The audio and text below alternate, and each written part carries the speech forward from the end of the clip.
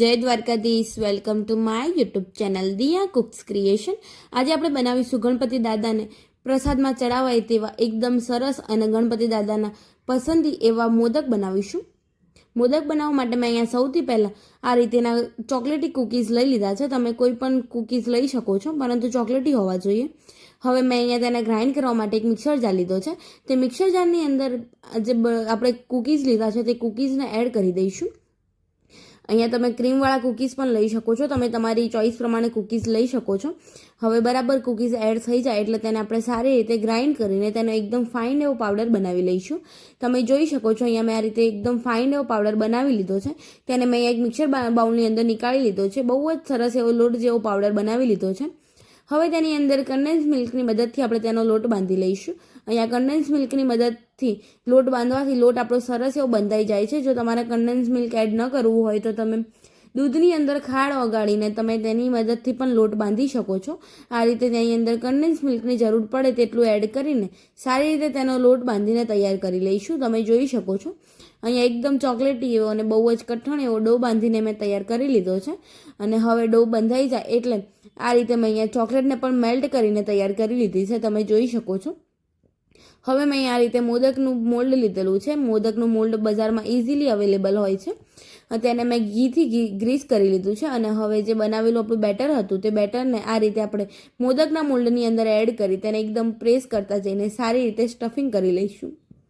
તમે જોઈ શકો છો આ રીતે તેને બરાબર સારી રીતે સ્ટફ કરી લઈશું. બધી જ બાજુ એટલે કે ચારે ખૂણે બરાબર સ્ટફ થઈ જાય તેનું ખાસ ધ્યાન રાખવું. આ રીતે બરાબર સ્ટફ થઈ જાય એટલે બીજી બાજુ પણ તેને આપણે સારી રીતે સ્ટફ કરી લઈશું. તમે જોઈ શકો છો તે પ્રમાણે આપણે બીજું પણ સ્ટફ કરીને તૈયાર કરી લઈશું. આ રીતે તમે જોઈ શકો છો બહુ જ સરસ એવું અને એકદમ ઓછા સમયની અંદર ગેસ ચાલુ કર્યા વગર 5 જ મિનિટમાં ચોકોલાવા મોદક બનીને તૈયાર થઈ જશે. આ રીતે મેં બંને બાજુ સ્ટફ કરી લીધા છે. હવે તેને આપણે આ રીતે બંધ કરી લઈશું અને વચ્ચે જે હોલવાળી જગ્યા છે તેની અંદર જે મેલ્ટ કરેલી ચોકલેટ હતી તે મેલ્ટેડ ચોકલેટને એડ કરી દઈશું. અને આ રીતે ચોકલેટ એડ થઈ જાય એટલે તેની ઉપર જે બનાવેલું ફરી આપણું જે બેટર સ્ટફિંગ છે તે સ્ટફિંગને આપણે આ રીતે બરાબર તેની મદદથી સીલ કરી લઈશું, જેથી કરીને ચોકલેટ આપણી બહાર ન આવે. અને આ રીતે તેને બરાબર સારી રીતે સીલ કરી લઈશું. તમે જોઈ શકો છો તે પ્રમાણે તમે બતાવ્યું તો તમે જોઈ શકો છો બહુ જ સરસ એવો આપણો ચોકોલાવા મોદક બનીને તૈયાર થઈ ગયો છે. આ રીતે નીકાળી લઈશું તેને સાચવીને. તમે જોઈ શકો છો બહુ જ સરસ એવો અને ઓછા સમયમાં જ આપણા ચોકોલાવા મોદક બહુ જ અલગ રીતે બનીને તૈયાર થઈ ગયા છે. એકવાર જરૂર ટ્રાય કરજો, બહુ જ સરસ એવા બનીને તૈયાર થશે. હવે સેમ પ્રોસેસથી આપણે ફરી બીજી બાજુ પણ તે જ બેટર લગાવીને આપણે બધા જ મોદક બનાવીને તૈયાર કરી લઈશું. તમે જોઈ શકો છો અહીંયા બીજા મોદક માટે મેં સ્ટફિંગ એડ કરી લીધું છે. અને હવે તે જ રીતે આપણે બંને બાજુ પ્રેસ કરતા જઈને સારી રીતે સ્ટફિંગને એડ કરી લઈશું. તમે જોઈ શકો છો તે પ્રમાણે અહીંયા તમે જોઈ શકો છો આ રીતે બંને બાજુ સ્ટફિંગને એડ કરી લઈશું. અને હું તમને એકવાર જરૂર યાદ કરાવીશ, જો તમને મારી આ રેસીપી થોડીક પણ ગમતી હોય તો મારી રેસીપીને પ્લીઝ લાઇક કરી દેજો. વિડીયો અને કોમેન્ટમાં મને જરૂર જણાવજો કેવી લાગી મારી આ રેસીપી. અને હા, મારી ચેનલ પર જો નવા હોય તો ચેનલને સબસ્ક્રાઈબ કરી મને આવો જ સપોર્ટ કરતા રહેજો.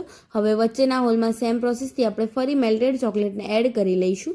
અને ચોકલેટ એડ થઈ જાય એટલે ફરી તેની ઉપર જે બનાવેલું આપણું બિસ્કિટનું સ્ટફિંગ છે તે સ્ટફિંગની મદદથી તેને સીલ કરી લઈશું અને તેને બરાબર પેક કરી લઈશું, જેથી કરીને ચોકલેટ આપણી બહાર ન નીકળી જાય.